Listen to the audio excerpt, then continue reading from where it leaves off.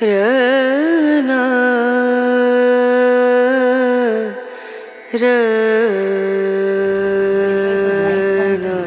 why I'm checking. The final Hindu wedding celebration has started, and you could feel the excitement and nervousness of the whole family.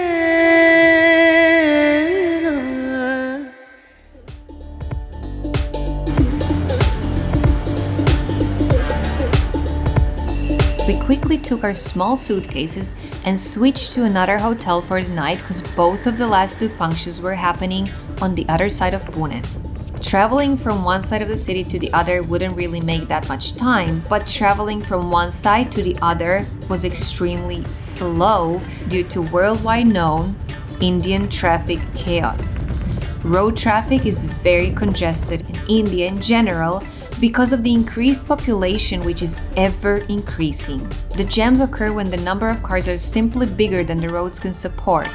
Even though it might sound scary to drive around, I never felt like that because you cannot drive fast. Maybe I was just living in denial, but that's how I genuinely felt.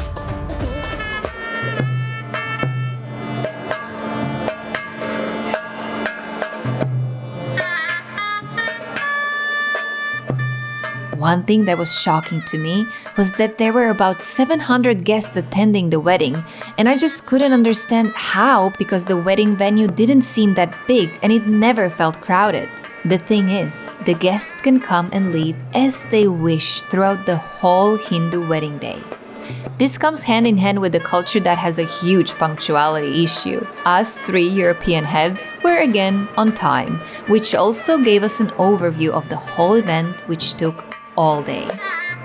The wedding started with an intimate ceremony of the bride, groom, and their closest family members and friends on the mandap stage, followed by the tabla musicians who played prayers called shloka. Tabla is the most famous percussion instrument of North India.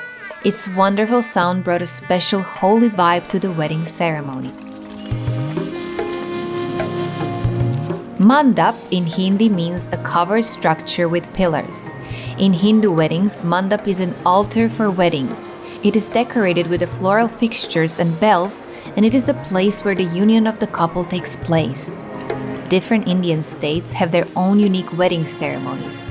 In most parts of India, the marriage ceremony follows the traditions of Hinduism, and the wedding involves an exchange of vows, blessings from parents and family, and a few special rituals. Since Kimi is Christian and Tejas is Hindu, their Hindu wedding was very modest in terms of how many rituals were performed, but to us it still looked extraordinary.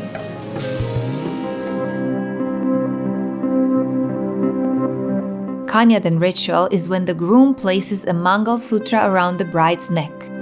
Mangala Sutra literally means an auspicious thread.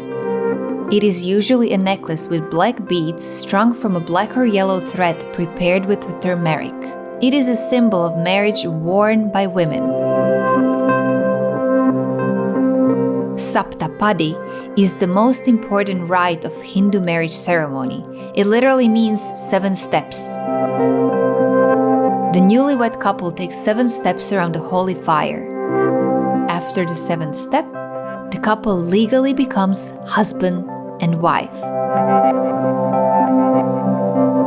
Based on Kimi's and Tejas' birth dates and their stars, they found an auspicious time for them to be married, which was exactly at 12:25.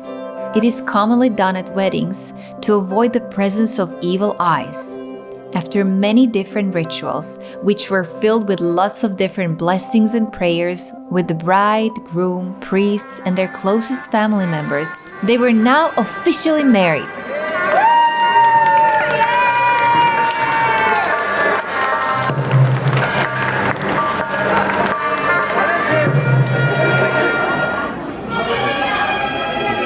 After the ceremony, we were given flowers and colorful rice to shower the couple as a form of blessing.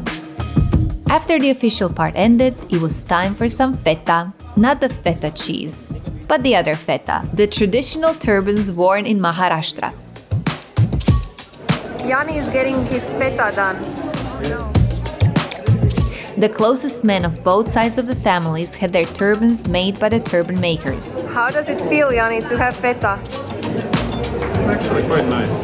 Men from the bride side wore pink turbans, the groom side wore red turbans, and both fathers of the bride and groom wore white turbans. Those turbans present a welcome token of appreciation.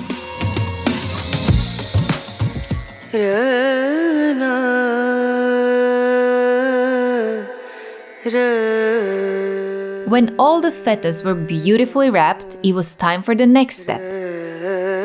The grand entrance of the groom and his family and friends entering the stage, followed by the bride and her people.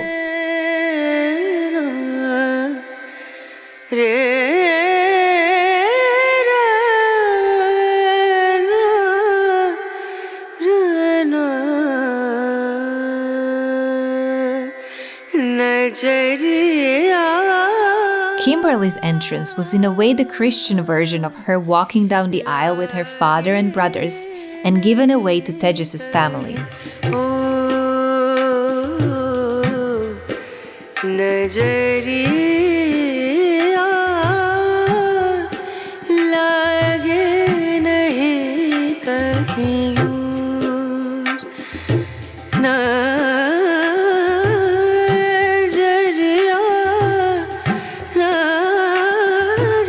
After all the ceremonies ended, we ate some delicious catering food above the venue. Kimi and Tejas, completely exhausted from days of different ceremonies and rituals, went to their hotel suite to celebrate their first wedding night, and the rest of us went back to our hotel.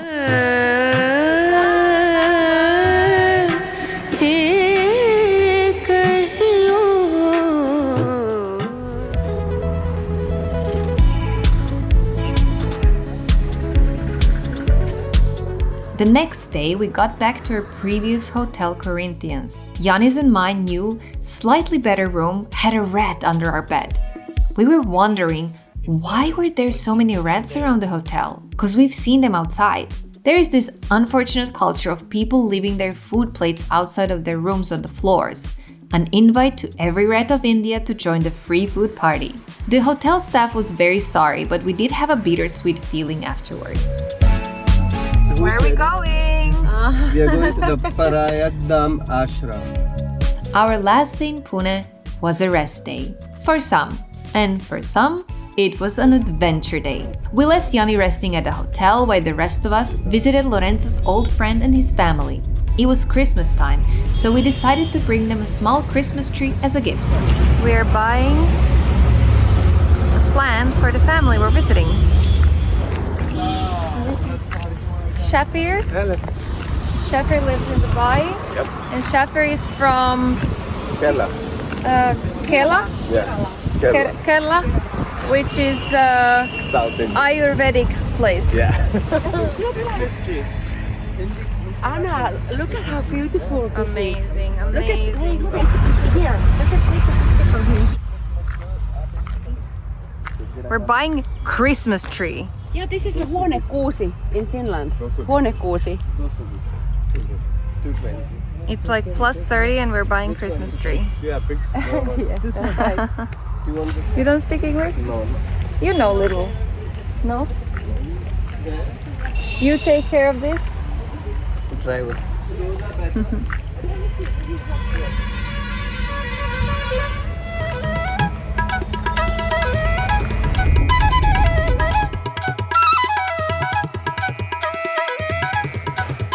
Lorenzo's friend Piyush, his wife Komal and their son Kabeer greeted us in their cozy home like we knew them for ages.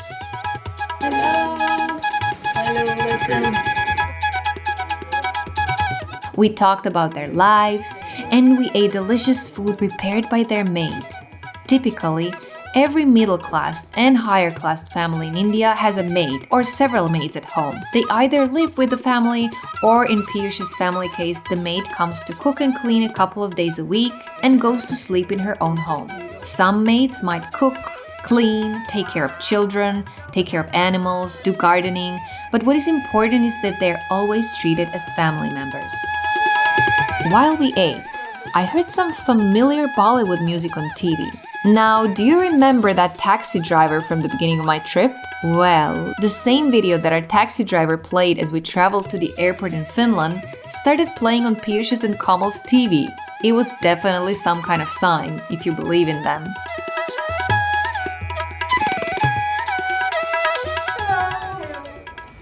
How are you? I'm fine, how are you? You're very pretty. Thank you so much. Bye. Bye. You are a YouTuber? Yes! What's your channel name? Tootsie Blabber. Tootsie Blabber. Yes. Okay, I'll watch it. Okay, thanks. Bye. After a delicious afternoon lunch, we headed to Piyush's parents' place, which is surprisingly no less than a temple.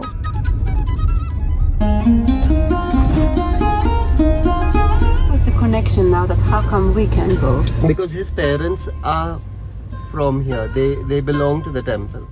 A temple hidden from the outside world. The place where only the people who are part of this temple's community can enter. We were not sure if we would be able to enter, but we hoped that Piyush could do some magic. So usually no visitors are allowed.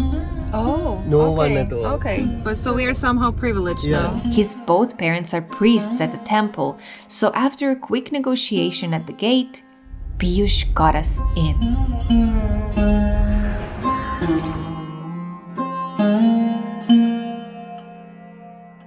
Namaste. We greeted Piyush's parents in one small room inside the temple walls where he explained a bit about the place. Oh yeah, because I was interested about, what is the meaning of this place to be? Are people coming here like that they stay here like monks or something like that? Sort of. Oh, sort of. So it is like very much like the monastery, like like a monk's being. The public is not possible to come here usually, no. So some people can stay many years. Yeah, my dad is around 18 years. It's a lifestyle, right? Yeah. It's a lifestyle. And religion. It's religion. Soon after, we went to see a temple. Unfortunately, we were not allowed to film it. It was a beautiful one. Maarit and I had to cover our hair, we got a few cookies from the priest, and we headed to temple's cow shed. We're gonna see cows.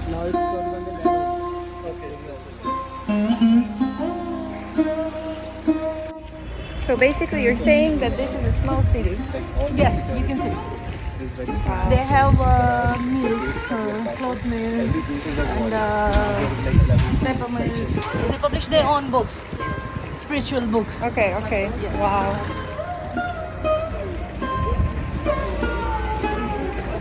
Wow.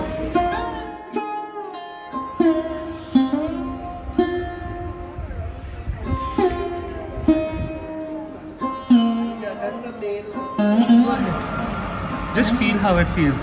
It'll tickle your hand.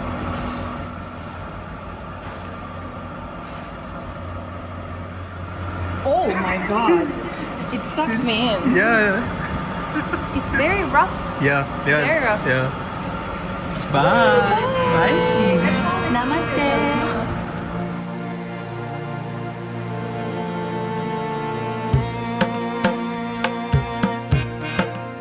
The temple is built like a small town. There are around 400 people who live inside this private temple community. When there is a festival time and the community welcome prayers, there can be around 30,000 people living inside the walls. The temple community eats the food they produce, such as cow milk, fruits, vegetables. The area has around 200 hectares of flower gardens, apartment buildings for the staff, the school for the staff children, and meditation buildings. The whole community functions as a small town. Priests, like Piyush's mom and dad, do not get paid to work at the temple. They have been in this close community for over 18 years now, and as Piyush explained, it is part of their culture and tradition. They dedicated their whole lives to the place and to the prayer.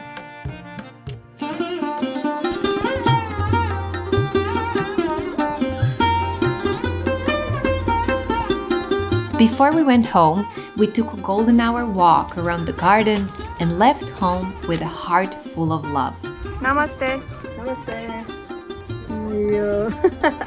Hey, Parayagdam Ashram. Oh, Pragdam.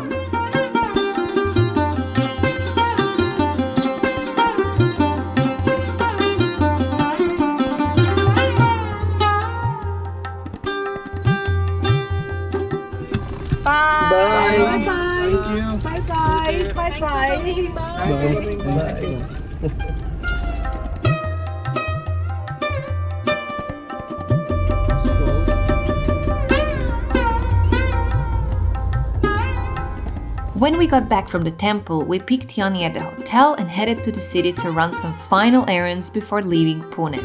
Jani has joined us. We're getting to tailor shop. Tailoring wedding suits for Christian wedding in Goa. We went to a tailor where I ordered a custom-made top for my gorgeous Indian lehenga I wore at a Sangeet party gifted to me by the bride Kimi. That lehenga is actually a designer one, and I'm still blown away that I got it as a gift. Jani at the same time ordered 2 custom-made suits, which he planned to wear at Christian wedding in Goa in a couple of days.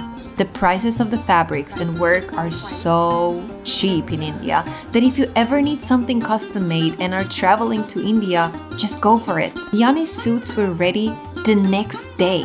I don't think that would be possible anywhere in Europe. The same evening we went to a local restaurant/bar where we had food and drinks with Kimi's and Tejas' friends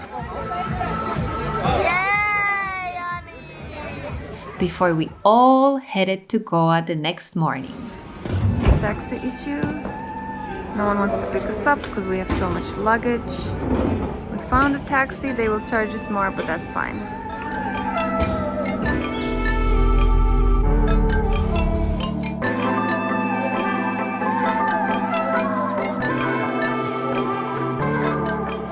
The white dog is there again. It's all the time. Every time here in the same Aww. place. This one. Yes.